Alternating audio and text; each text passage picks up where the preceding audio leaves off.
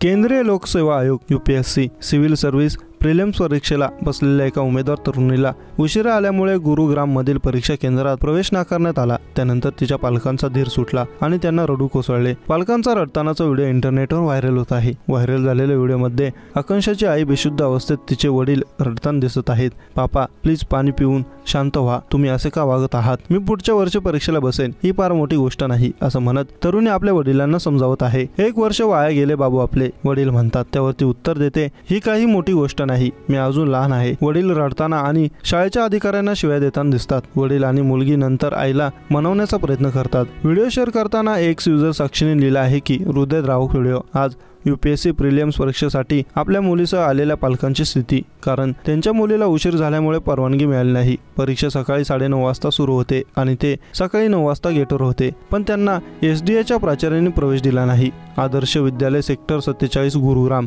रविवारी शेअर केलेल्या व्हिडिओला 1,92,000 पेक्षा जास्त व्ह्यूज मिळाले आहेत, कारण अनेक सोशल मीडिया वापरकर्त्यांनी सहानुभूती व्यक्त केली। त्यावर प्रतिक्रिया देखील देताना एका वापरकर्त्याने लिहिलं आहे की मी जरी काल परीक्षेला गेलो होतो, त्यांनी मला सकाळी 9 पर्यंत प्रवेश दिला, परंतु काही महाविद्यालय ते सध्याच्या प्राचार्यांच्या प्रकारावर अवलंबून असतात। त्यांनी सकाळी 9:25 पर्यंत उमेदवारांना परवानगी दिली आणि नंतर गेट बंद केले। तो दयाळू होता। दुसऱ्याने कमेंट केली की या स्थितीत त्याच्या मुलीचा आदर करा। एक चांगली UPSC परीक्षार्थी तिच्या आईला रडताना पाहून तिने धीर सोडला नाही, पण रडणाऱ्या काकूंबद्दल वाईट वाटते। तिसऱ्या वापरकर्त्याने प्रतिक्रिया दिली, UPSC प्रिलिम्स 2024 2 शिफ्टमध्ये सकाळ आणि दुपार रविवारी आयोजित करण्यात आली होती।